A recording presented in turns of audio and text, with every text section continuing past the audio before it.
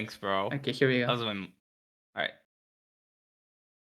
All right. Hello, everyone, and welcome to Full Circle. This is episode 12. Your host here is Half Slashed, and we are going to start our first set of mapping content here on Full Circle. So I'm joined here by Uber Zolik and Nevo. Why don't you guys go ahead and introduce yourselves? All right, I'll start. My name is Uberzolik. You might know me already. I was a former NAT, and I helped run the community mentorship program that you might have seen a couple of times in the news posts. And I'm hoping this will be a fun little retrospective on the timeline of popular maps. And hello everyone, I'm Nevo, or as a lot of people call me, Nevo. But ranked 151 maps, some that people have known, been a BN for a couple years, and I'm currently part of the mapping GMT thing. So yeah, I'm also here just to kind of retrospect on a lot of old popular maps and inspirations over the years. Yeah, and so if you guys have seen Corsair's content before, you might probably know me. I'm Half Slashed. I am also a mapping GMT. I've ranked about just shy of 20 maps, and most of and like I'm a former BN, etc., etc. I've been involved. You guys probably know me if you've been around. So yeah. So today, as our guests here have alluded to, we have been talking about we're going to be talking about popular maps in history. So I'd say the non-PC title for this would be PP maps, but except that's not really. Especially because PP system is actually still like a relatively recent invention in its current form starting in 2014. I guess that's recent to me, but I guess it's old to most of the viewers. So let's just get right into it. So we're actually going to be starting from 2012, which is actually the pre-PP era. And I believe this is mostly actually people did not the maps that were popular back then were not actually things that were commonly like enjoyable to play or even for a farming score, but high difficulty stuff. Can you tell us a bit about that, Nevo? I don't know. I think when it comes back to like 2012, a lot of like the most famous maps that stood the test of time in terms of popularity were the ones that looked really cool to watch, but people couldn't like actually play. I mean, like how we have Big Black on the screen here, and I think a lot of people probably have it, at least from that time. It's like their most played map even now, where it's just the super difficult map that was really fun to watch people and like just fail on it.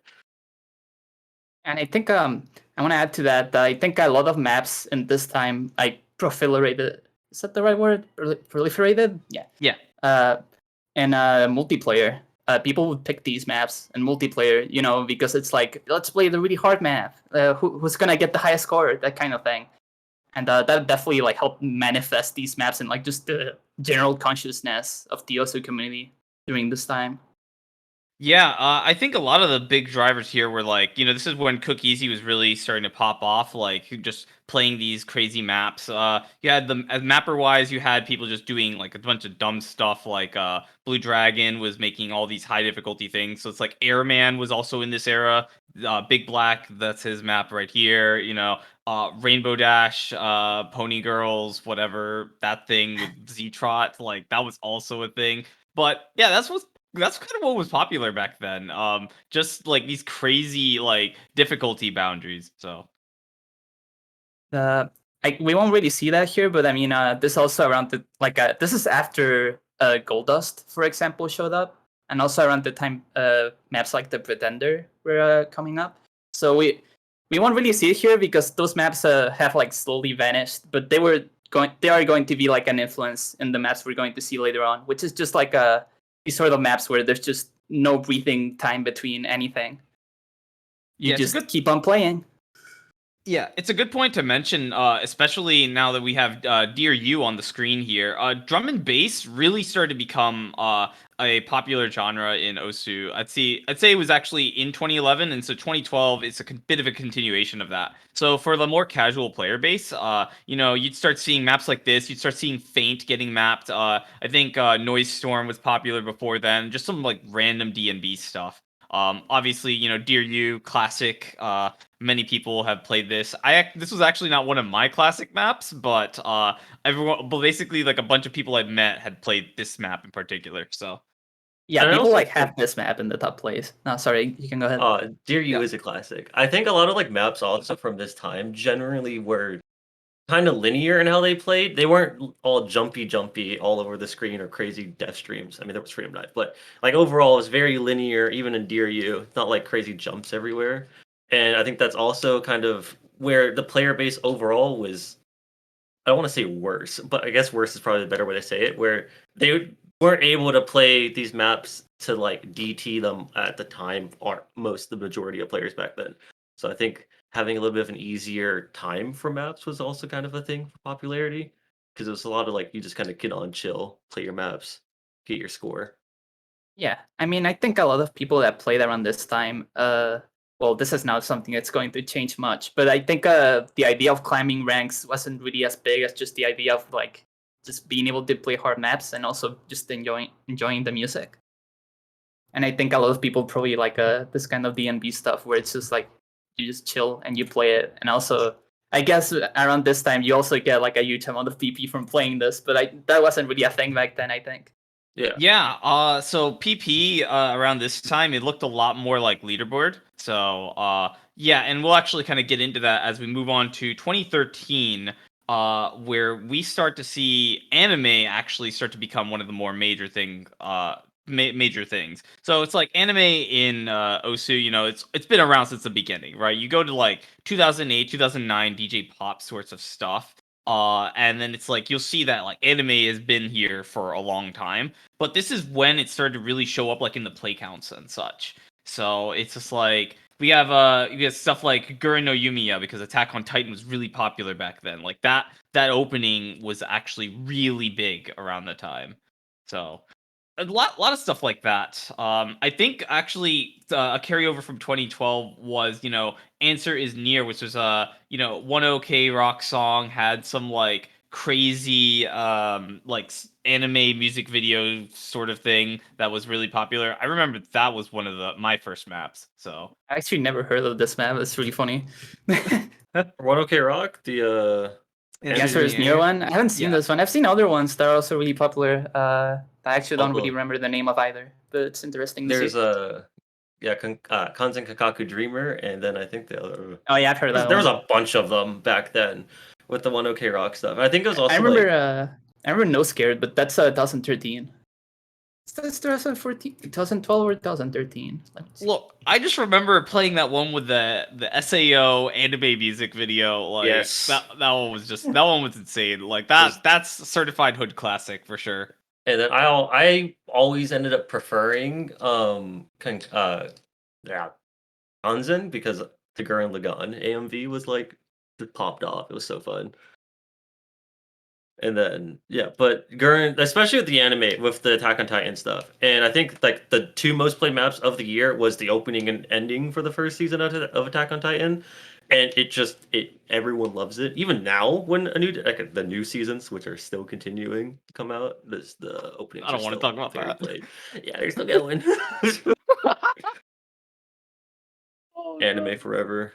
Oh, dude, like the season that never ends, I swear. But yeah, anime was popular this year. That's pretty much what there is to say. We also have some stuff like, you know, River Flows in You, like a bunch of people have played that map. It's like a 3-ish star like map, but that song was super popular back then. So, again, this is probably when popular songs start to translate a lot more towards like highly played stuff. We don't really have so much stuff curating for leaderboards because leaderboards were again based off of, or rather, your like rank was based off of your leaderboard placement. So like, if you were above, like, if you were hitting top 50 on lots of stuff, then that's what was encouraging that, and you could easily get those like leaderboards with stuff like by putting hidden on stuff. So hidden was your farm mod at the time, more so than in the next PP system. So. Actually, we could kind of skip graphic wise. I think we're ready to start talking about 2014, right, guys? So Yeah. Yeah, because 2013. Well, actually, now we have to mention one thing in 2013. We almost skipped over it Oh yeah. because that was the day where we had Pretender. Oh true. Because this has to get mentioned. This actually, people always bring this up in terms of like the community perception. Because this actually won I believe this one, the community choice, when it wasn't called community choice back then. But It was like called won, like, the Best most of popular- 2013. Best of, Yes. yeah. Yeah. So, and it's very important to mention it because it did influence heavily on like the pretty much everything people mapped afterwards. Hmm. I would say this kind of broke, not exactly broke, but it marks the moment where people stopped using the more linear styles. Yeah, Kinda. I've always kind of looked at the Pretender because I mean I wasn't around back in 2013, but there's very in my head anyway. There's a very clear distinction of like the linear. It's not necessarily distance snap, but it looks relatively distance snap. I mean even like Gurren, what's on the screen right now, where everything's pretty close together and not jumpy around, and then you go to the Pretender with the triangles and the kick sliders and everything that's like all over the screen. Um, it wasn't how we ended up going to later down the line, but it was a very clear Clear point. distinction between Yeah. like the previous times. It's kind Yeah. of like it's worth mentioning that Pretender isn't like something that spawned out of nothing. There's definitely like a lot of little nuance, like it's clashing together a lot of ideas that were showing up around the time, but it's just like the Pretender put them all together and put them in like this in like a very accessible way as well. Yes. And it's like a fun it's DMV song again. And yeah, people just really liked it, and obviously when people really like things, this Yeah. like doesn't really get mentioned much, but like the community liking a map has an obvious influence on what people map, just because those people that play the maps will eventually map themselves at some point, like at least some of them. So we definitely see we're going to see a lot of that moving forward. Yeah, for sure. I'd say, I will say that Pretender is definitely one of those maps that I'd say influenced the mapping community a lot more than the player community at this time. And future content will go much more into depth on that map's role in all of that. But for now, yeah, it won Best of 2013, so that's cool. Yeah. So I think now we're definitely done with 2013. So we can probably move on to 2014. And Just when I mentioned 2014. something. Oh, you have When I something mentioned else? something, just because I had the Pretender open, I refreshed the page and it got Okay. 300 more plays in the time it took us to talk about it. So it's still extremely popular. Yeah. It's a classic. So yeah. All right. 2014 though. So 2014 is very pivotal year, I should say. This is year of PPV2. This is the year when things really kicked into high gear and you started seeing the modern PP system. So it's at the point where, we're still ranking maps that were made in 2013, because around this time the ranking, like the submission time to ranked time, was a lot higher. Maps were sitting essentially in pending and like work in progress states for like a year pretty much before they would end up getting ranked. So it was as a result, so a lot of these maps were still using older conventions and not exactly adjusted to the modern system. So there's a lot of classic maps here that a lot of people tend to remember getting ranked at this time. What can you guys tell us about these? So I know that Airman's currently on, and it's the female cover of Airman. No, Oh, but wow. it is currently the most played map from the year. And it's Airman, which was also hilariously made by Blue Dragon back in 2012. It's the female cover. And it has a lot more diffs, and I think a lot of it actually probably doesn't attribute to it, but I remember back when I played it, I was so happy to have a version of this song that I thought was really cool, and like have diffs that I could actually play that weren't 2 stars or 7 stars at the time. And you actually have like a wide range of the different styles. And I mean, I think we're looking at the CRN diff, and it has these huge jumps and it goes all over the screen. It's kind of breaking out fully of that linear distance snap era that we've just were in, and now we're kind of fully in the freeform way of making maps. Is what it kind of looks like. Yeah. Form in like quotes, but still. Yeah. I will say, well, actually, I have 2 things to say about this. One, I didn't actually know this map was so popular, so that's kind of interesting. But I've played this. Like, I played this when I was new to. It's definitely one of those maps that I kind of knew because it's farm, but it's also fun. And the other thing I have to say, I apparently forgotten the time it took me to say the first thing, so never mind. I remember it. I'll mention it when I remember it. Okay, Wow, the jumps on perfect. this are way bigger than I remember. Yeah. That's The other thing is kind of similar to those earlier maps. It's like if you had jumps, they were going to be in a few different spots. It's not like you would have sections of continuously high intensity. So this one, it's just like you also had streams, right? Like, well, we'll kind of get to the whole stream and jump separation later, but this is still the era where it's just like if the map was hard, you had big jumps in a couple spots, and then you also had stream parts. Like they were just there, right? Like mix of Yeah. both. And it also seems to be kind of like before an era of thinking about, oh, let me make some sections easier for players. So the next, or like the jump section, I can give more PP later in the map or something. It's just like, I'm going to map the song. I'm going to make the whole thing as fun as I can. And it's like, that's kind of where the focus is at. Yep. I would say it does like consider it in a more nuanced way. That's something like, for example, 2012, you still had those giant jump maps. But the thing is that when it was giant jump map, the whole map was just giant jump map. This is like actually mapping the song in a more like nuanced way compared to 2012. Yeah. Like the goal here isn't just make a hard map. It's they're mapping the song in a way that's more jumpy than we were used to like back in like 2 years ago, for example. Mm-hmm. Yeah, that's for Oh. sure. And it's like we got. It looks like we have best friends on the screen here. So again, anime's still huge, guys. Like this is still important for like popular stuff. Especially like the Fight Show anime discs. Like I think that's what people were really gravitating towards as players. Like this stuff would get put in multis all the time. Like we were playing Fight Show's maps all the time. Like stuff like Diamond. I know Diamond was a popular one, right? It's just lots of Fight Show anime. This is no exception. Miss Fight Show. But yeah, best friends, very fun. I mean, overall, it's not that difficult until the ending. The ending does have a fairly large diff spike, which probably does actually catch people out. But overall, it's one of those. It's pretty like lowish 5-star maps, and then it's nice to play. There's nothing crazy about it where it's like obnoxious. It's just a simple 2014 map. I would Yeah, say pretty much. this is probably one of those maps where like it's kind of split at this point, like between people playing this because of anime and the people playing this because like this actually gives PP. This is the time where PPV2 actually like started to exist. So this actually was worth playing if you wanted to like be competitive in the leaderboards in some sense. And Yeah, by then you had leaderboards, I mean like the PP leaderboards.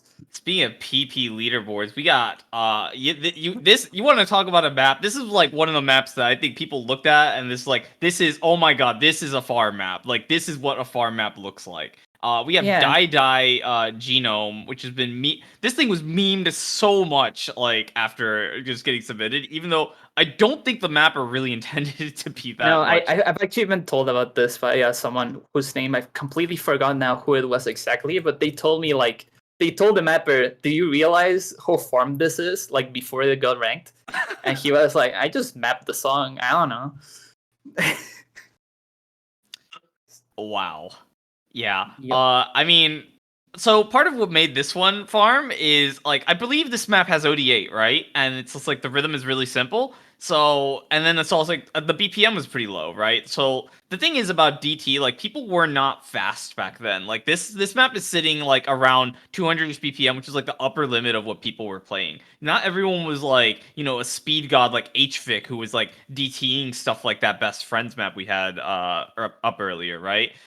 This was just like average player base was looking at maps like this, and this was like every 4 digits top play. I know this was definitely mine at one point. Actually, no, I avoided it because anyways. And one thing about DT maps also is while they're farm for good players who can actually, DT it, it's also farm for the people who can't DT it still, because it's still easy if you just play a no mod and you get your first 100 VP play on it and you're like, oh wow, I broke through the triple digit barrier or something like that. Yeah. It's always nice to like look back on that, because we even have it a bit now, but back then it was kind of more for everyone. Yeah, something funny about this map also is this map is entirely hex grid. Before it was cool. It's not really before it was cool. People did this before, but it's just funny to me that this map in particular is actually completely hex grid. Like if you open this map and you hit Control A, you will see it. And this Yeah. will show up later in other maps that we probably might talk about. I actually didn't really check if Mostrada's maps show up here. They surely do somewhere. So true. Something else I actually want to notice. Notice I'd say if you're looking at the placements, notice how much they tend to be clustered towards the center of the screen. You'll notice this is going to be a fairly common feature of a lot of these maps that are very rewarding. A lot of players find, gravitating towards the center of the screen to be a lot more comfortable, which is stuff like that puts it really in contrast with stuff like the Airman map we saw, which kind of went all over the place. So, Hey, Ignite. yeah. It's Hey, anime Ignite. time. Okay, now this one's here because it's fucking Sword Art Online. Sword Art Online SAO. 2014. It's peak. Hey, look, if we had a map on here because it was Attack on Titan, and now we have a map on Yeah. here because it's SAO, right? So Most popular anime of the year wins. yeah, this was, I believe, the second season too. This was I think it was second season, but I can't remember. Yeah, this was the community choice winner for the year.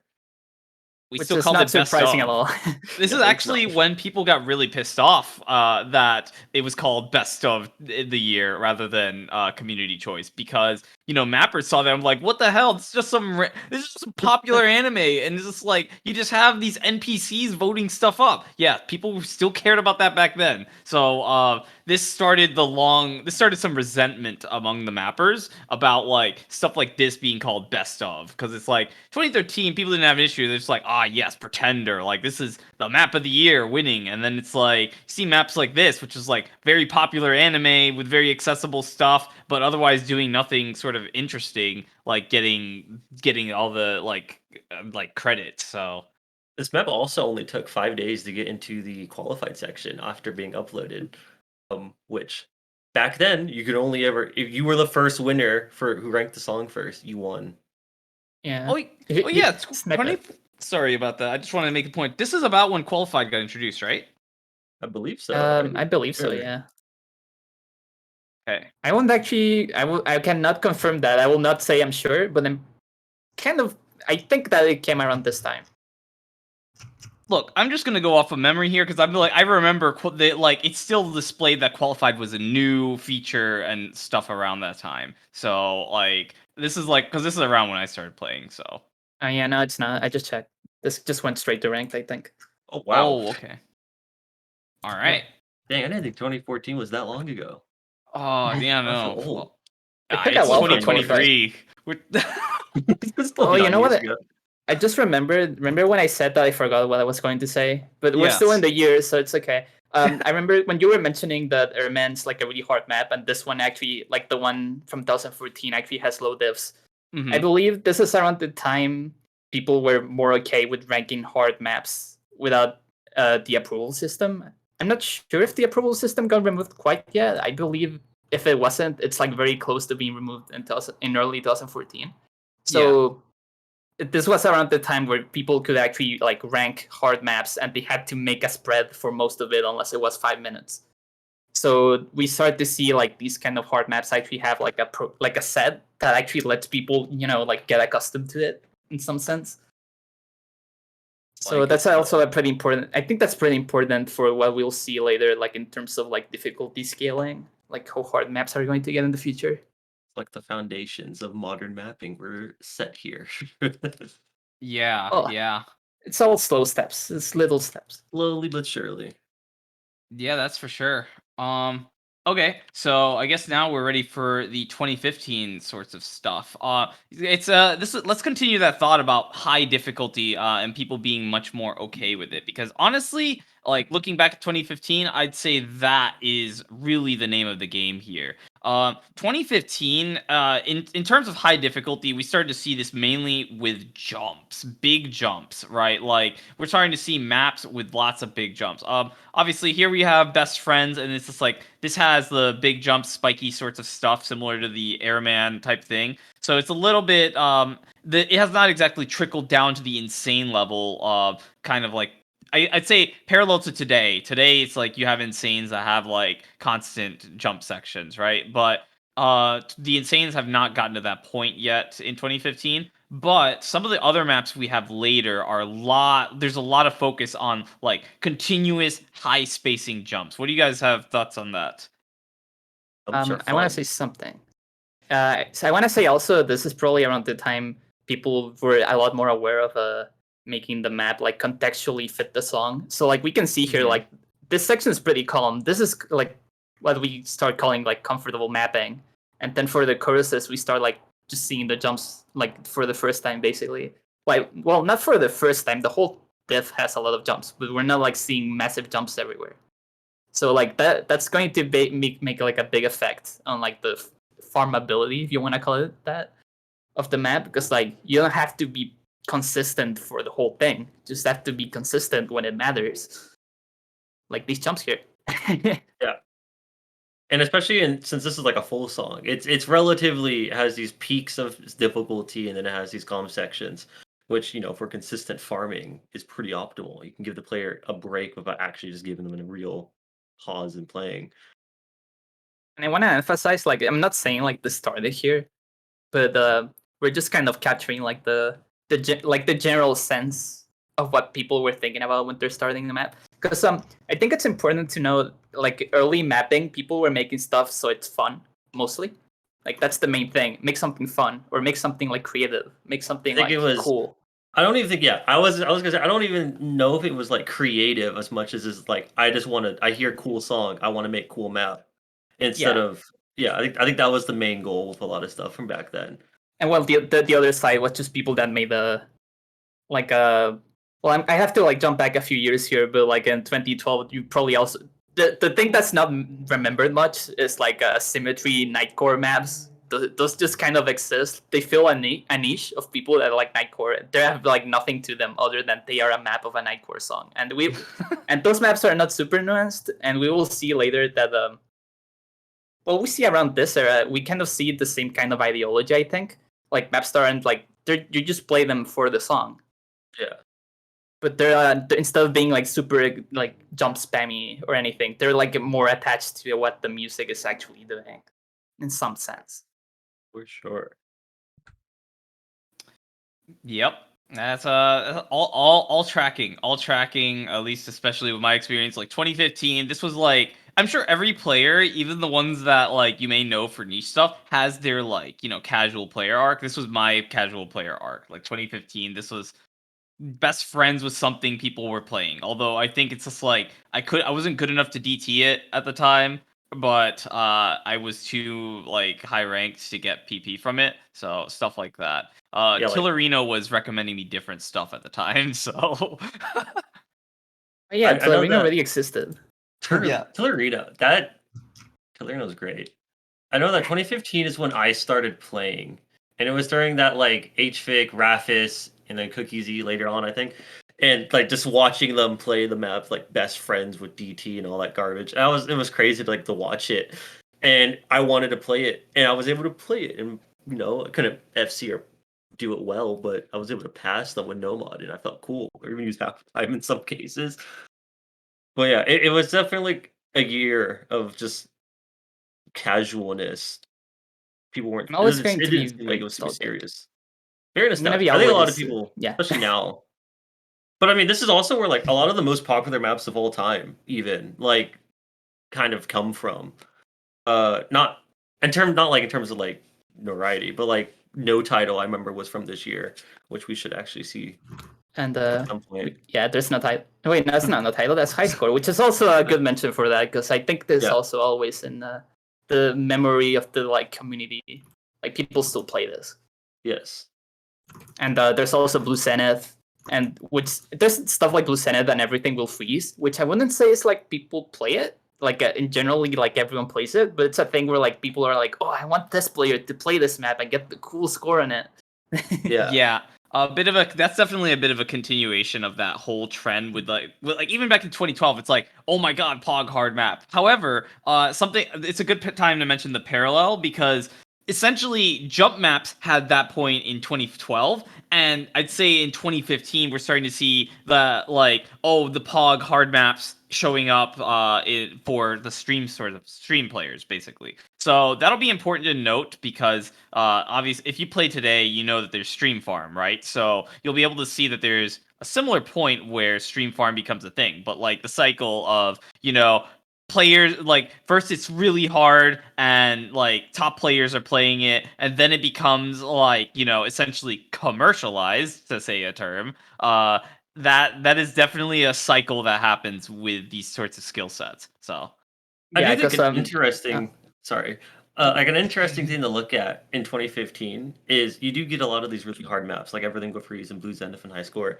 And since they're forced to now make spreads, they get a lot more plays, and they kind of end up permeating through the years. Because if I, started in 2015 and I watched Cookiezi choke Everything Will Freeze, I'm like, oh, I'm gonna play the easy diff, and then throughout the years I could play the hard diff and the normal. Like you can actually go up through the difficulties, and that probably also helps them stay more relevant throughout time because anyone can watch it and then anyone can play it because these aren't marathons. None of the popular maps from this time were even marathons back then. Well, back then, but like the most played Yeah. maps of the year. I mean, I'd say also like in the background of the 2015, we don't really see too much because the maps that were ranked didn't really have a huge drama for it. But like this was definitely around the time where people were starting to really push like how hard can we make a map, and there was a lot of drama involving like for example, 2015 is when Genryu Kaiko ranked the Hollow Wings map, and that map had like streams everywhere. yeah.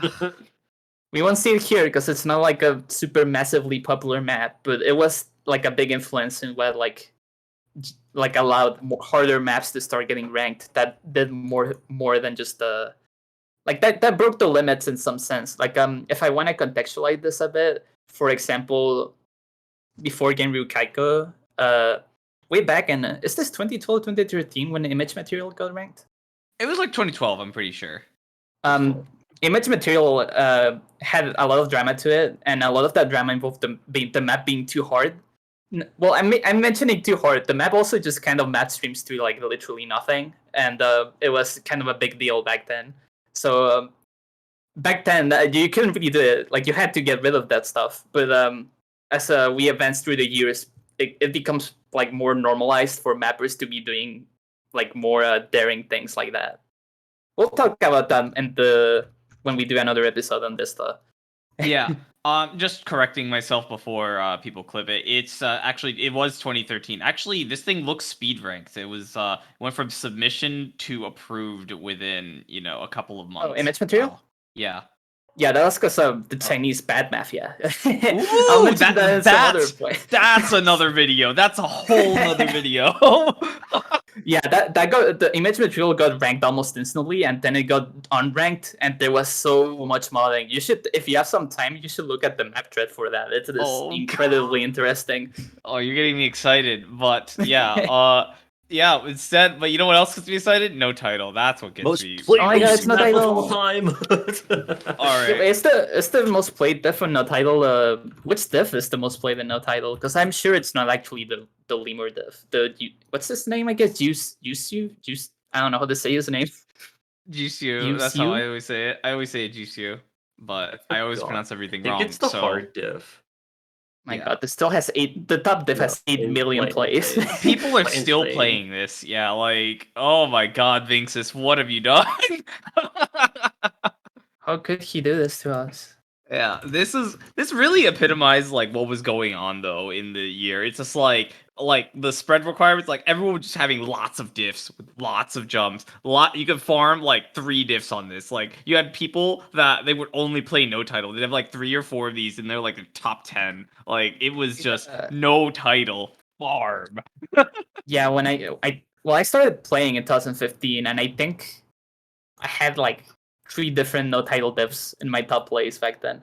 Yeah, like 7 at one point. Okay, now so we have there's a map here that I don't know how popular this actually was, but it's still a very important map to look at. Tornado, which is is a map I'd say that was pretty much optimized for DT farm. So you see a couple of things that you see in today's maps that are kind of meant for the same purpose of basically every sort of 1/4 is minimized. Every sort of tapping related 1/4 is minimized. So you don't see triples in this map. Everything here is just 1/2 or like sliders or whatever. And then not only that, this is also very front loaded on difficulty, and it's very short. So it's like this is as close to an optimized sort of farm map before its time that you can kind of get. So I remember this map not even as DT farm, but HRDT farm.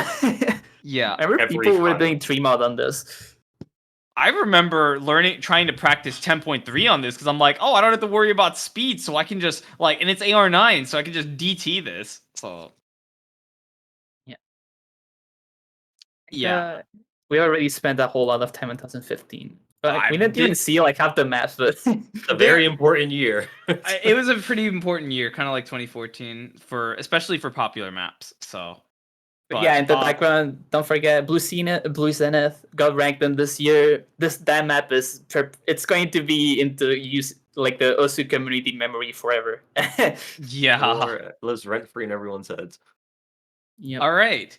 Yeah, I think so. We're done talking about 2015 to death. Let's get on to 2016. So 2016, this is, I'd say, when you start to see earlier stream farm, it starts to become a lot more visible. It's not what we have up right now. Actually, This is a really good yes. stream for The map. the BG, this is actually High Tai, which is censored. This is when you start to see farm maps getting a lot of controversy. So, remember the Innocent Fight Show, who everyone played their maps in multiplayer? Yeah, now this map comes out and people are like, oh my god, this song is disgusting. The map background is disgusting. Like, this is built for farm. It's like 30 seconds. All it is jumps. What the heck is going on? Like, people start losing their minds here. It's the Thoughts? end of mapping. It's the Yeah. end That's of what map. actually got Mapping unranked. died. No, but Well, I didn't get unranked.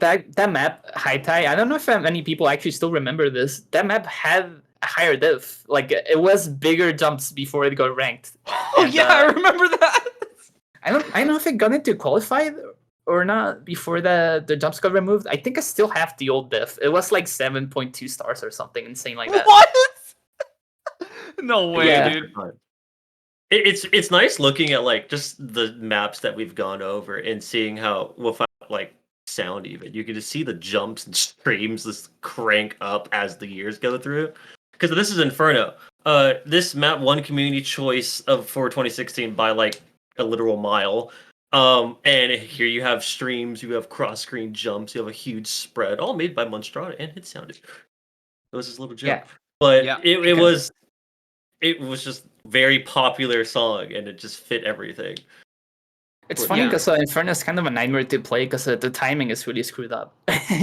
Oh yeah, but It's everyone like just full grinds of this red out. lines. But I think Inferno also kind of shows it's exactly what Half Slash said earlier. Like some maps showed up and they were hard stream maps, and this is like the commercialized version of the hard stream map. This is like this hard stream map that people can actually like FC. There's like a lot of diffs in case you're not good enough for the top one, and they all have like lots of streams that are not super hard to play, and they're like long and they're spaced, but they're not like hard. Well, Anime. to some degree, the top diff is on Inferno, in my opinion, is actually still kind of hard, but Yeah, and okay, another anime opening. streams Naruto in general. anime opening. I want to say one more thought about the streams before we talk about Kagetsu here.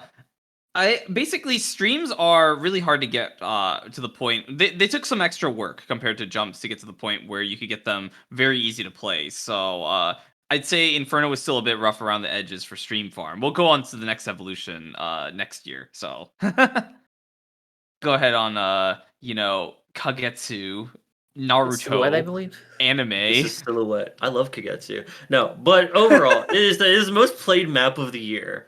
And it is Silhouette. It's like the most well-known Naruto opening during Naruto's peak in popularity, and it just meant everything melded. It had this pretty relatively easy farm map that could be DT'd and no modded by everyone, and it just all was a melting pot to get you a map set with 72 million plays. And it's just kind of how it was. It was a jump anime map, and people wanted new players came to the game because they were like, oh, look, it's the Naruto song. We play that. And then I think it's just kind of has stayed in that sense forever. Yeah, I think this was a really important map for the Chilean mapping scene. Uberzolik, do you have thoughts on that? Actually, don't. So This is kind of funny, but I have basically zero connection with the Chilean community, so I have no clue about anything. I have never even spoken to Gegetsu. I was absolutely joking. I But... know, but still, I wanted to make that point anyway. Oh yeah, I guess Suda, by the way. But Yeah, that's yeah, pretty yeah. interesting. You want to 'cause, talk about you want to talk about like popular maps that accidentally became like people played this one and watched this one for the banger and the intensity and like, oh my god, it's a Pog hard map on a Pog song. This artist's never been seen before, and then it's just like the thing I think that inflates this is pretty much streams towards the end, I'd say. So Yeah, and it's not even that inflated. Like this map is consistently fairly difficult. Like this map is a pretty interesting case of a map that is like consistently difficult while also being farm. Because like this map is like it's on that like sweet spot between this is like an actually hard map, but it's still rewarding. So people play this like they play this because they want to get the like a PP score on this. And I mean, in my opinion, this map's actually pretty good. Kaida's a good mapper. I like his maps a lot. yeah, I've always it's loved Uta. yeah, this is a good map. But yeah, this map is interesting. Very interesting.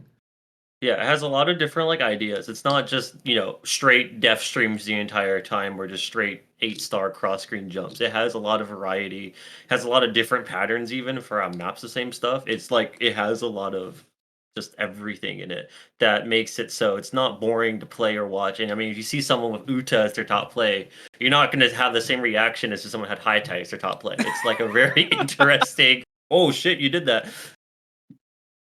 I think it's interesting to point out like the fact that this is actually a popular map because like this goes to show like even though like farm maps tend to be like the most popular thing or anime, like people still like maps that are like on that sweet spot of like this map is cool and exciting and it's an exciting song and it gets BP like oh I want to watch this. This is like I'd say like Blue Zenith is also kind of like that, but Blue Zenith like feels more like a farm map in codes because it's more focused on just the streams. This map is so like more evenly distributed. Like I don't know if I would say this. This is like This has been like tiebreakers in like tournaments, just to point out like how all rounded this kind of tends to be. Mm-hmm. Yeah. Yeah, I do think though it also did start to show a bit of like the formula. So like we compare this to like Inferno. Inferno kind of had like a lot of the difficulty loaded towards certain parts, like the I think beginning and end for streams. This one is a lot more balanced all around, and I think that people started to realize that ends up being like a core component of like making some of these hard, right? So like with jumps, you can kind of get away with like having one big like jump part, and that's your difficulty inflation. But like I think for streams, there's definitely much more of a stamina inflation component, and especially with more recent changes making maps like that have more of these consistent changes hard, people are starting to really revisit these types of things. But yeah, overall, this is just definitely a case of accidental farm, I'd say. Yeah. For sure. This map is also very long, so we might not even see the other maps that were on this. Also, in this year is the Tower of Heaven, which is interesting because it's kind of like the start of the speed farm, like stream speed farm. Yeah. We won't really see it much here, but like I mean, Tower of Heaven's still farm even without DT. Yeah, I was farming it just this. streams. It just streams. I was farming this. Again, I'd say difficulty settings helped a lot here. Like, we talked about that with Dai being, like, OD8. Well, here's when, I'd say 2016, we started to see a lot more OD9. Like, people, like, it used to be where people were, like, creeping up OD in, like, 2015, but I think by 2016, it's like, players wanted these hard maps to be OD9 so they could get more PP on them, and that started to really start to impact the maps that were getting ranked around the time. I just remember it's just like what the heck? OD gives so much PP because it's like you saw this even with the Tillerino stuff. You saw stuff like that Bastion map, like Come Sail, Set Home, or whatever the hell it was called, getting recommended to people because it's like a 3-star with OD8, and like that's huge for PP. So I think that started to affect the no mod stuff because yeah. Anyways, now that we've looped back to High Tide, I think that is definitely time to get back into, or rather, up to 2017. This is where things get interesting. Yeah. I know the Oh one. yeah. Hey, Nevo, go. This is your map. It is Yumi Blankyo, or as everyone in the planet calls it, anime ban. It, I do love the anime ban because I think it kind of was a weird point where we went from like if you go back to High Tide or you learn to think about High Tide. High Tide doesn't have your 1-2 XD meme section. It's like just big jumps everywhere. Where this map is like 4 stars and then it has your giant 1-2 jump spikes, so it's ended up becoming a more of a meme as we saw or as we end up seeing with like Sotarks down the line.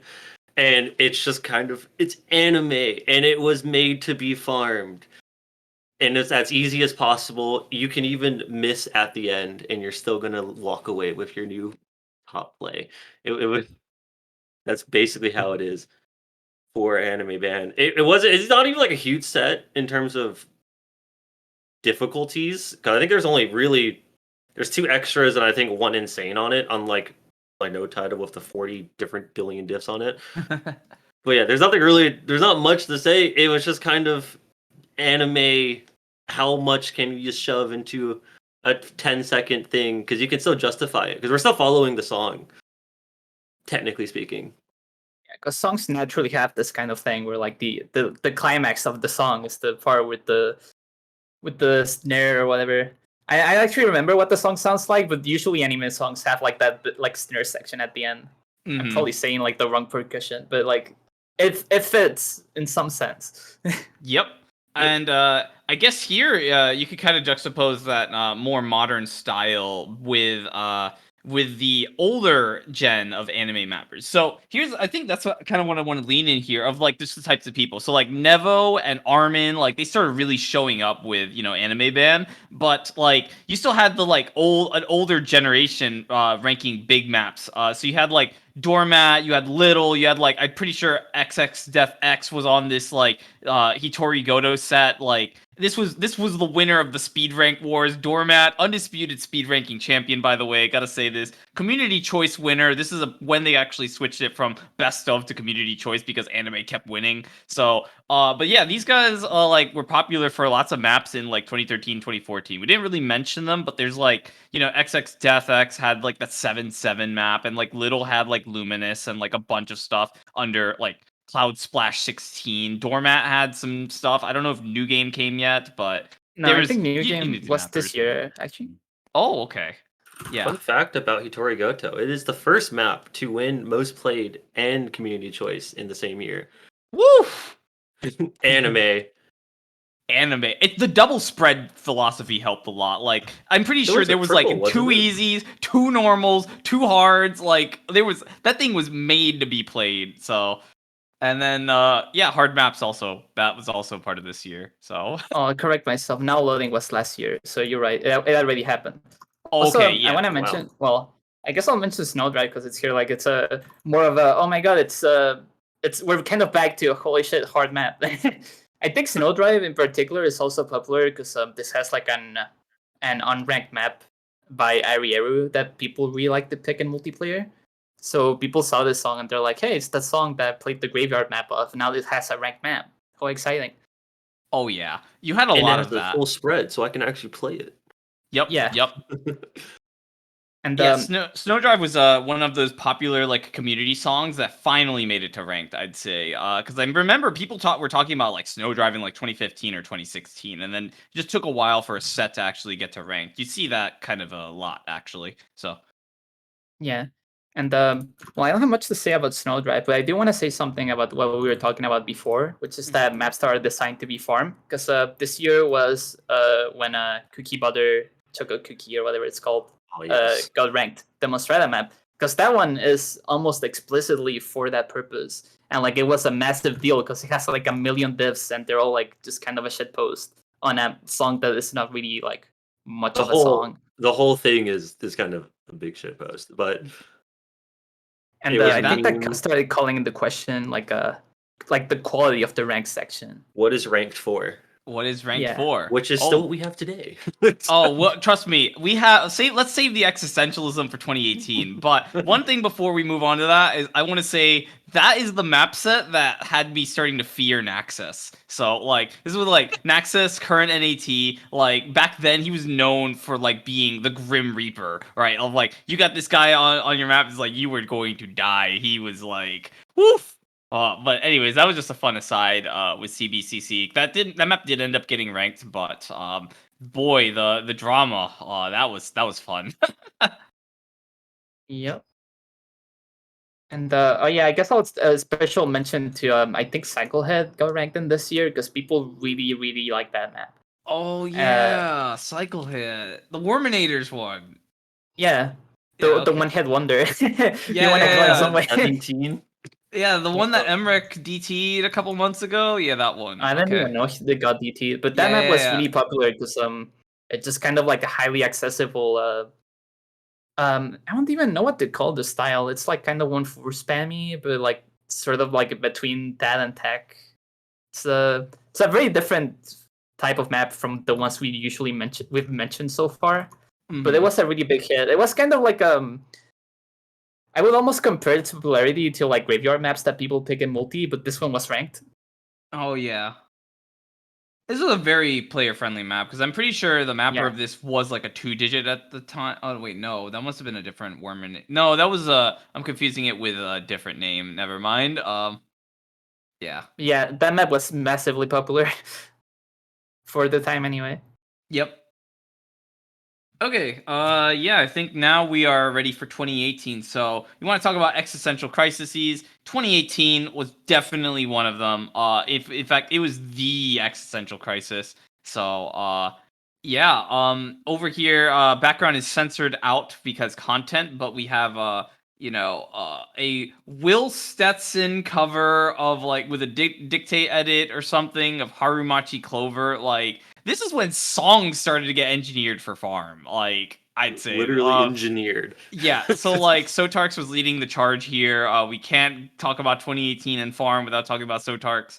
So the map is This- already over. Yeah, I the map pummeled is it. already Yeah, over. there you We're go. done. That's basically the summary. Okay, by the way, stream farm is finally optimized now. For real. For real. Like, we just get honesty coming into ranked, right? Like, Bibbidi Bill, first ranked, ends up making, the stream farm. This is like the graveyard stream maps that people have been playing for years, finally making it to the ranked section. People being like, "Oh my god, finally this is PP." Like, what is going on? Like 2018 was definitely that point of like we're getting stuff, and it's the farm is not even just in the flavor of jumps now; it's also in the flavor of streams, right? So, woof. Yeah, I mean, even the jumps in Honesty were like these really wonky, simple, sharp angle jumps into this like one DS space stream where it's a streams the whole time. It's really interesting just to watch it. I don't think I've ever actually fully looked at this map, so I can't really say too much about its design. This is probably the most I've ever seen this map. Okay, But I yeah. remember it just being streams. All there is to really say is like, okay, so people mappers in particular tend to like here's the thing, streams are not necessarily considered well, especially like basic like longer stream maps like this are not usually considered very highly among mappers because it's simple, right? Like you look at this map, it's like mostly DS streams, most of it's like high intensity. There's not really much going on to reflect individual like nuance in the song. Part of it though is for this genre. This is power metal. Power metal is just like you have these continuous kicks, and it's just like that's it, and it's like these held like vocals. There's just not much going on, so it's like it's fair. But a lot of mappers see this as like lazy and unfitting and unengaging.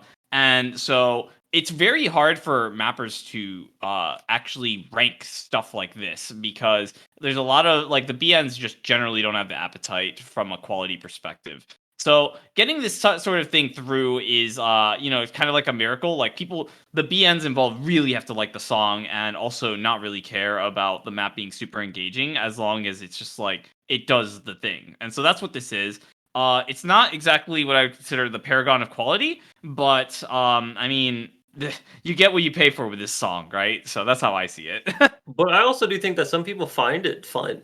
even. I mean, it may not be the greatest thing ever or revolutionary in terms of like quality, but I think sometimes, you just want to sit down and rail through your 180 BPM death streams that are all spaced the exact same way the entire time. And that's fun Yeah, because, you feel cool when you do it. and then you if you FC, then you feel extra cool. And then you get depressed because that's going to be your top play for the next 3 years. But like, I mean, I mean, people. That's a big who thing. knows? People like these maps. Like, it's not like people only play these because of PP. Like, Yeah, people like playing maps that are not difficult and are still rewarding because it kind of makes sense, right? Like, you play a map. It's like chill enough that you can kind of enjoy the music and just kind of like feel cool doing it without it necessarily being super hard. And you get like a big dopamine hit at the end of UFC. yeah. And I mean, it's a marathon, 5-minute map with 6 million plays, which, considering how it's actually relatively new, that's pretty impressive. Yeah. Yeah, people definitely enjoy this. So here's the thing about streams, at least from a player POV, it's just like if you like to play streams, you like to play streams. You don't care what they're mapped on, you don't care the sounds, like you just like you're there to stream. And you're there to hit like, oh my god, I just hit the long stream section and poggers. Power Metal, really good at doing that. But it doesn't really do much else. So it's like the replayability is practicing your mechanics and not necessary. And then I guess also by this point getting PP. You started to see a lot of maps like Sidetrack Day. Thanks Vinxis for that song, by the way. Sidetrack Day got like memed like to all lots of sets, lots of sets. You had them at the insane level. You had like extra level. You had like extra level, like pushing 8 stars with this stuff. Yeah, the stream farm was really kicking in starting in 2018, I'd say. Yeah, and I mean, I'll agree with the fact that like people do play these maps just for the mechanical aspect too. Like I also play some maps that are literally just like kind of dual stream patterns where you just kind of wave your cursor around and sometimes do a loop because it's good practice. Yeah. It's actually just good practice if you're like just trying to practice tapping. Yeah. But again, like mappers do tend to frown upon it just because we get it. We get it. So, Yeah. but yeah, I think that's all for honesty. We wanted to show one other popular map. Oh I yeah, think this the League of community Legends. choice winner. Yes, community choice winner of the year. This is League of Legends, right? That's why this is popular. I forget. Yes. Isn't it also like K-pop too? I mean, So yeah, Yeah. it's K-pop and League of Everything Legends. K-pop, Like the combined. super combo. Yeah, so did you know that Osu appeals to normies? I didn't either, but then this map got popular and Forget about it that, showed. Yeah, this isn't really quite the time yet, but I know at least like recently it's become a surprising trend that people like upload like Osu clips to social media and get really popular just because it's like some kind of song that's really popular or whatever, and it just kind of looks cool. You're like clicking circles on the screen. Oh my god. Hey, Yeah. you're waving your mouse around. How do you do that? It's kind Yeah. of interesting to see this map as the most popular though, because like well, this is still kind of a jumpy map, but also it kind of has like a lot of. I mean, you just saw that on the screen. That's not very normal for like these kind of like usually popular maps. They don't really have super fast slider patterns or anything like that. But I'm sure if you end up looking at the actual play counts, that the normal and hard diff probably completely eclipse this diff for plays. I will feel like find people out. probably were like, "Yeah, it's that League song. Let me go play it." I was like, "Oh, Is I this can't play this one." I forget. Is this like the set with Yes. the Nathan set with the handsome diff? Yes. Yes. Yeah, so we're looking at the handsome diff. Actually, I want to check right now how popular the lower diffs are, and you're pretty much on point. Like usually hard and normal are the most popular, but like here it's like difference of 3 million plays. Yeah. Yeah, So, yeah. Handsome Diff doesn't even have 1,000,000 plays where the Insane has 6. So Yeah. So that's the formula. It's like you got to have, an astronomically popular song, and you make sure you have a spread for that. That's basically the formula, the winning formula for plays here. So Yeah, but I mean, we won't really see too much about that because like mappers usually don't really care. So they can care about play count, but they don't usually pay attention to what generates that play count because mhm. the most played maps are usually normal, hard, and insane. Yep. Yep. So, one other part about League of Legends here is actually League of Legends was responsible for quite a few of like the big player waves. So even back in like 2014, like that was I joined right after the League of Legends wave. Like, I'm pretty sure the person who recommended Osu to me was part of the League of Legends wave. Where it was just like streamers like I think Box or something was like were responsible for like bringing in. They streamed Osu and it's like they were League streamers and then everyone just went over. So League, I'd say, influences quite a few of the people that play, and that's why it's like if you just talk to people who play Osu, it's like a lot of them also play like League of Legends, right? Or like some of them got into it because it's like aim trainers, so some of them are like FPS players, CS:GO type stuff. So there's also that. So I think we're ready to move on to 2019. oh yeah, we are. Yeah, let's get on to 2019. So 2019 is that's a year. We're definitely getting a lot closer to the modern era. So yeah. 2019. Ghost Rule? I'm like drawing a blank here until I see Yeah. the map because I can't Yeah. quite remember.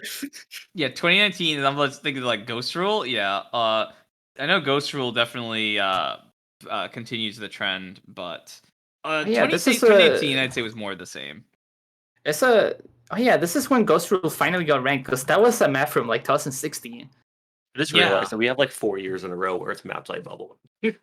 But yeah, Ghost Roll was actually loved, and then they took it out of loved and then ranked it, and it was just as popular as it had ever been. And it was Ghost Roll was a map with the huge jumps, full spread, a billion diffs, song that was already popular because it would. I think Ghost Roll was originally known in like 16, and it always has kind of been this graveyarded set until it finally got the loved and then ranked. But it was just an Omega popular thing that people love to watch people play, I think, is how I look back on it. I mean, it's 8 star for the top diff. Yeah. So I actually do want to make a note here. So the mapper of Ghost Rule is Awaken or Awaken, some people call them. But Awaken actually had a previous map that they were known for, known that we actually forgot to talk too much about. Tomei Elegy. Tomei Elegy Yeah. has this diff on it with that was called like Ultimate Reverberant Gongaku, which was like the like post like drama modded version that ended up getting into ranked. Yeah. So I actually have a bunch of the old versions. I think this got remapped 4 times. yeah. Not this map that's shown on the screen, but like the Tomei Elegy. Didn't it also have like the Tragic Love Extra or something? Love. Like It wasn't still that- does. It's the Skystar diff. Yeah. Okay, just making sure it's that one. Yeah, it had a Skystar dip, right? So Awaken has already been known for mapping these like Vocaloid, high star, jumpy, like crazy maps. And that's kind of why it's like Ghost Rule's like the spiritual sequel, right? Like different song, but like same kind of goals, right? So I also Yes. had Hanairo Biyori. That's also at least in my brain that's really popular too. oh, that one was also yeah. No, I farmed that. That was 2014, and he was already mapping these like huge jump maps. But Dang. yeah, Ghost Rule just kind of already existed until like people know about this map. People picked this map in multiplayer. So when Yeah. it got ranked, obviously it was still just as popular. Yeah, no, this guy is a hugely popular mapper for like these Vocaloid like sorts of songs. Like even just like looking at some of his other ranked maps, like they're just it's like I farmed that. Oh, I farmed that. Oh, I farmed that. Oh, that wasn't actually farmed, but I played that a ton anyway. Like there's just, like so Yeah. many of those reactions. So familiar face, big set, high difficulty, like nearly 8 stars on the top diff. Not to be confused with the actual song name Mayday, by the way, that was also popular sometime around this for completely different reasons. So I'm having trouble remembering more stuff in 2019 here. I think Neville has to help us out if he actually remembers anything. yeah, Well, Neville, you were actually 2019 ranking stuff. I was ranking things, but I think this was definitely when I was in my post PP era. So Okay. I think this is a lot of Sotarks and the Mentees. I think were the big one here. Okay. And how I remember 19 is kind of the end of the PP craziness because I think they pushed it too far.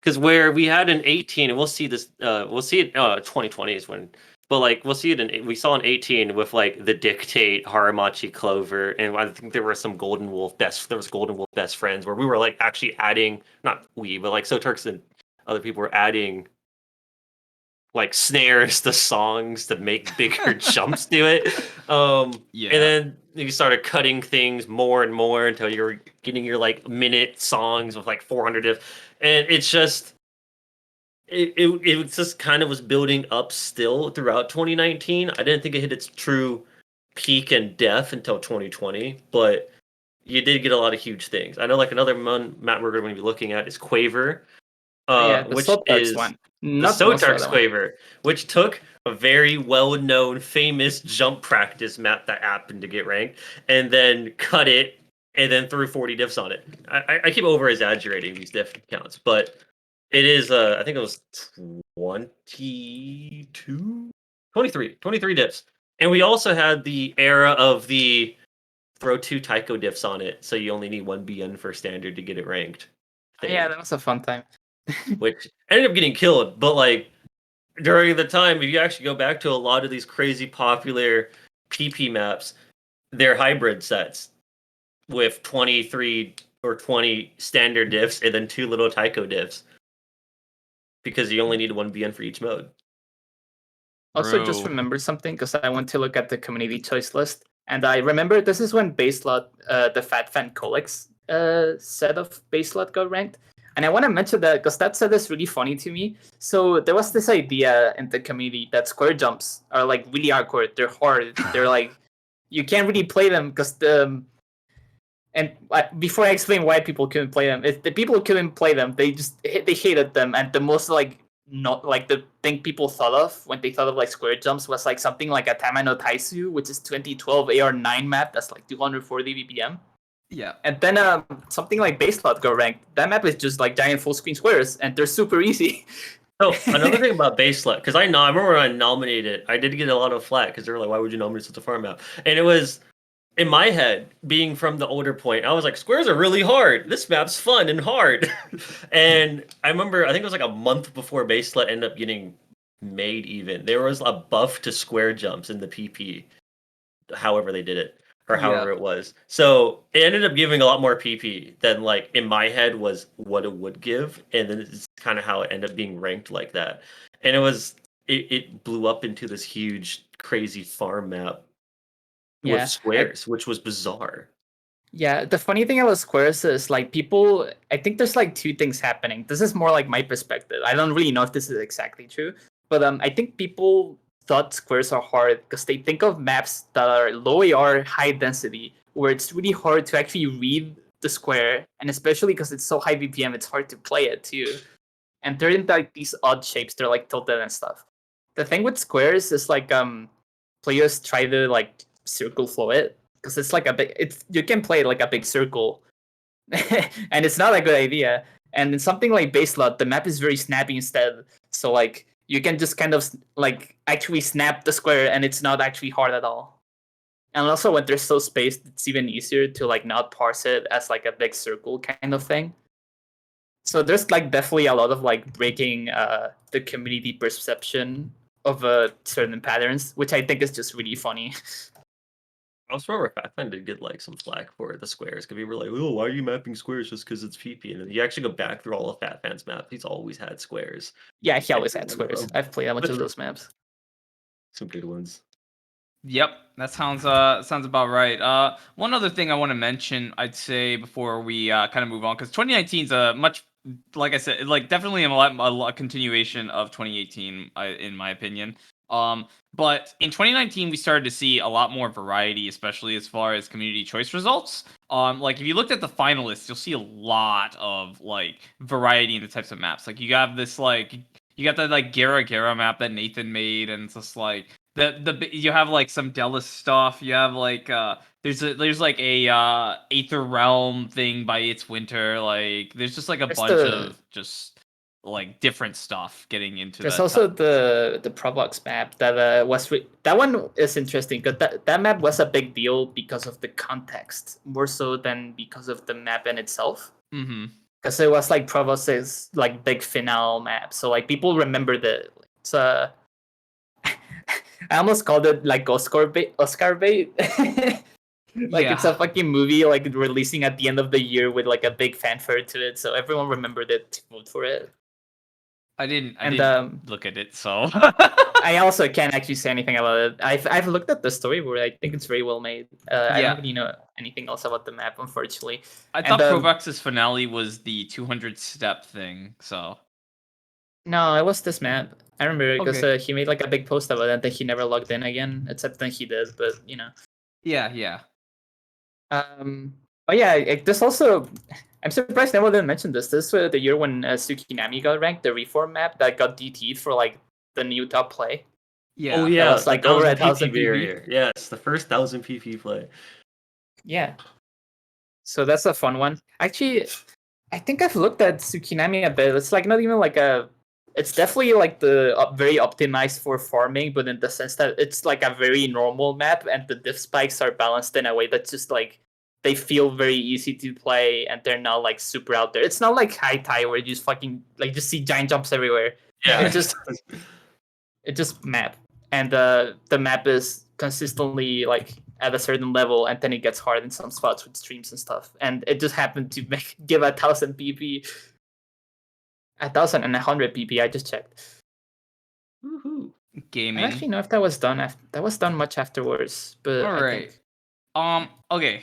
I think I have one thing to say before we move on to 2020, which is the last year we'll be talking about. And that is that Quaver was actually remembered, and Baseline, you could call them spiritual successors, because those songs were already ranked and already popular, and then it's like you essentially have more optimized versions. So like Quaver had the Monstrata set that everyone made a big deal about, a couple years before. Baseline, popular song for basically forever. And now getting essentially its like new lift 3 to 4 years later. So that's definitely a trend that we start pronounced in 2019. So you had variety, but overall like a lot of what we'd seen before. So and I think that is pretty much what gets us to 2020. So 2020, this is one where we'll be telling a couple more stories, I'd say. yeah, this has rather than drama. This has talking a about lot of stuff. drama. Yeah. Spicy drama. All right. So And, 2020 is definitely, like I kind of was alluding to earlier, Yeah. a year of pushing the boundary of PP farmability for stuff. I don't know so much. This is more for like the jump stuff. And I it actually don't know was. what the map is right now. I have no idea what this map is right this now. is the stream farm map of the year. It's an Astronic map. It was like I've that. actually never seen it, but I know the mapper. I know from the mapper. Nanahira, like Wait, is it Angel the Blue? It's that Yes. one. yeah, that one? yeah, yeah, it's that one. Oh. Yeah, it's Astronic. It's stream farm. This is that year's stream farm map. Oh, I didn't know about that. That's fun. Yeah. All right, but I think we're gonna talk about the drama because that's probably the most interesting thing about this year. Mm-hmm. I do think that it was like start again with Yeah. the mega sets, and content bloat especially was a big thing throughout the year, where you had these huge sets. I mean, it kind of in the vein of No Title and even Quaver from last year, and it was this, you can't rank the same exact style of mapper on the set with like 5 different of them.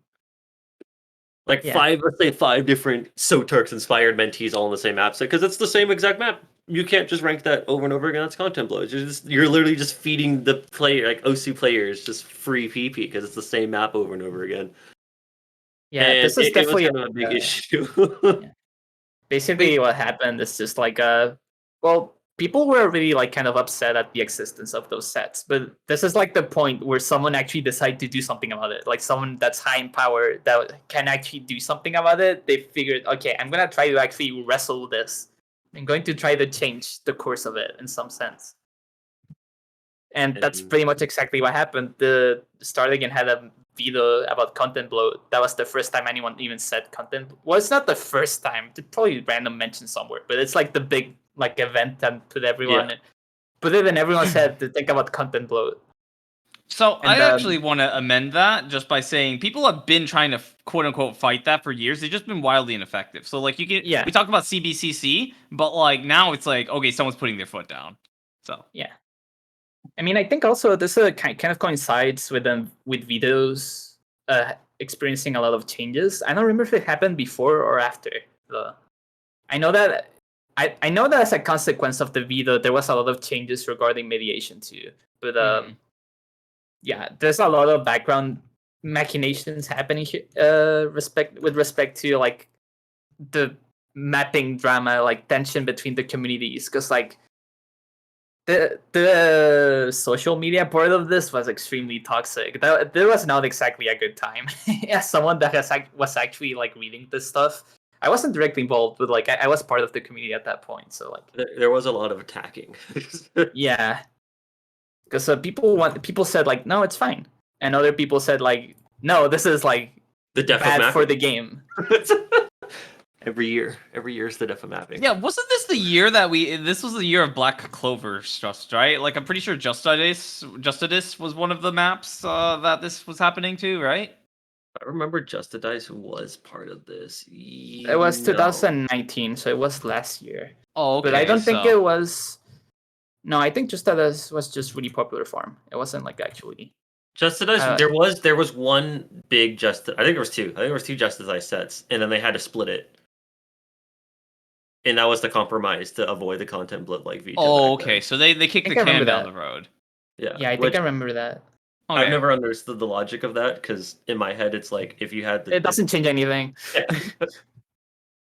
Oh yeah, also the map on stream right now is just a massively popular anime getting the Oh, most yes. popular. The Yeah. second and only time where most played map and community choice winner are the same thing, and it is Daddy Daddy Do. It's also funny because this actually has, like, as content, this has so many overlaps with Hitori Goto, right? Like, this is one of those maps that's just, like, very popular anime, and it's just, like, very friendly to basically everybody, and that's what's popular. So, Yeah, and this it's is like, really a farm map. yeah. The weird thing about it is it's not a big set. It's only 5 diffs. Yeah, So you don't get This your- is You don't this get is just crazy. literally something hype. I think it's Hyperside, right? Yeah. Yeah, Hyperside just mapped this, and she was just like, okay, I mapped this. I like the song and mapped it, and I like the anime or whatever. And boom, most played map, best comedy choice. I think this speaks to the popularity of the anime more than anything else. Yeah, I mean Hyperside style is like very it's very friendly. It's not like a simple style either. It's just like it works. It's like on that sweet spot where we're like, yeah, players want to play this. Yeah. Here's our good old start again. But Is this the pure- start again? Yes, pure farm. Just very easy, then insanely stupid jump spike, and then multiply that by 25 diffs, and then you have start against the entire spread. So is the difficulty on this one front loaded? Because I'm actually not too familiar with this map. To be honest, I don't remember if it was front loaded. I believe it's ending loaded because it's just like a 1-2 jump section. I fired like just huge jumps everywhere. And start again, it was already kind of how we were doing earlier with Quaver. There was already a ranked start or a ranked starts again. Ranked start again. I think there's like 3 of them at the time, and they were all man. well played. Just looking at this, but yeah, they're all like well played farm maps, and then cut it in half to a minute. There you go. You get start again. All right. Yeah, so we started so basically we're on the broken record. That's why I'm like, can we go further here for 2020? It's just like, can we go further? The past repeats itself. It's just like so we're now doing rehashes of our rehashes of our rehashes. So that's the trend in 2020. That 2020 was, like that was 3 years ago, right? Like I guess if you measure it by months, it's probably closer to like 26 like months, but still, like I would Yeah, I do personally think- say also this is kind of where the split between the communities started being more pronounced. Like people like the niche that would generate and the mapping community started like having actual like friction between each other. Because this whole style of like mapping a jump farm became like its own community and like it has its own audience and stuff.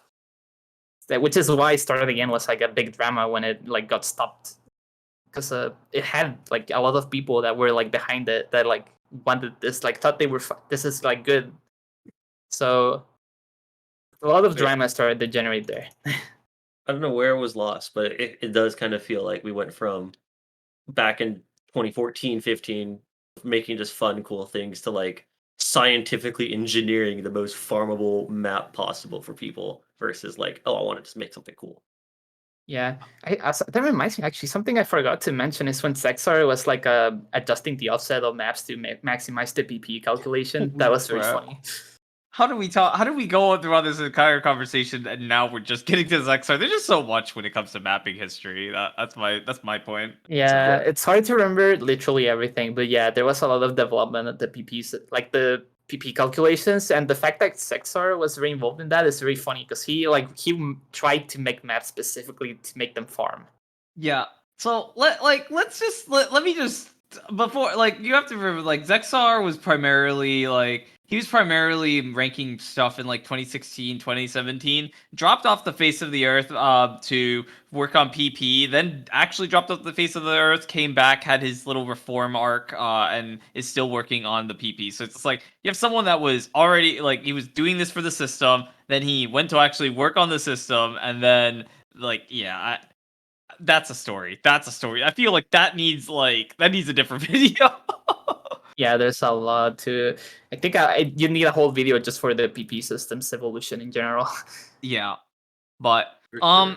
anyways, I think that's actually all we have to really cover. So obviously we could go to 2021, but there's not it's kind of like you'll start to see cyclical trends in 2021, 2022. And I'd say it's going to be a while before we can really analyze their impact because that's just how history works. So Yeah. If you want can't like my really quick take on it, I think Yeah. around like 2021, 2022, it's like around the time we start seeing like a lot of variety in ranked, just because there's so much density of maps being ranked. There's so many BNs, there's so many maps. It's really hard to keep track of exactly what's happening anymore. And you also have the different eras of BNs because you do have people, even like Half Slash, who's an old man. I know you're not a BN anymore, but you were a BN for a bit recently, I think, right? 2019, but yeah. But yeah, is it okay? Okay, if I was 4 years ago, seriously, Jesus. I'm grandpa. Anyway, I'll throw in Lassie. We'll throw in Lassie, who just Okay. retired finally. But Holy shit. Lassie's been around forever. I love the man. Yeah, But like same. you have the people who started all the way back in 2014 and 15, 16, and they came through all these eras of mapping, which I think kind of leads to our current point where you have such a wide variety, and because there's just people who have been in BN for 7+ years who are just nominating anything that they like or vetoing things they hate, and it's just there's just so much. 'Cause I think what we're hitting the rank cap even now. No, well, we were We hitting were, we hitting the were, rank cap. and then it got fixed. But yeah, it's just 'Cause, so much content. Yeah, and I think generally as a general statement for where the mapping community is going nowadays, I think there's basically we've like maximized so much about mapping that we just keep like there's so many like different niches now. There's like their own communities for every single like style basically. Like everything has to have its own community at this point. Like even tournament mapping, that's a thing that's coming up now.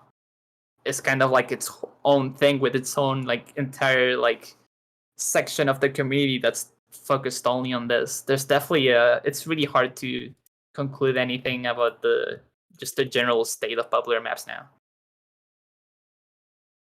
Yeah, I kind of have to agree. Yeah. It's I'd say that these later years have we have so much stuff that concentration is definitely not going to be as high as we saw in some of the previous years. Like if you look at some of the maps we were talking about, we have stuff in like the 20 millions of plays and like the 10,000s of favorites. It's just like seeing those maps, not just because of recency, but also just because of just the sheer size of the community and diversity means that we're unlikely to see stuff like that continue to happen. So all right. Yeah, so we kind of said our final thoughts, but any like last witty one-liners from you guys, Uberzolic, Nevo? Mapping's never gonna die. It dies every year, but it never will. I hope Should that end it I hope as that it dies every year. mappers Sorry, go ahead. I hope that mappers keep going back and looking at old maps because I think there's a lot of ideas in like the older maps that could easily make a comeback and people would find it like cool and novel. And I think there's definitely a lot of spins you could take on those styles. Like it'd be kind of neat to see people doing more linear flow stuff again. Like you would never see that anymore. Yeah. All right. But yeah, there's definitely a lot to there's a lot to us mapping, and I hope like just looking at this retrospective motivates people to look at older maps because there's definitely a lot to see.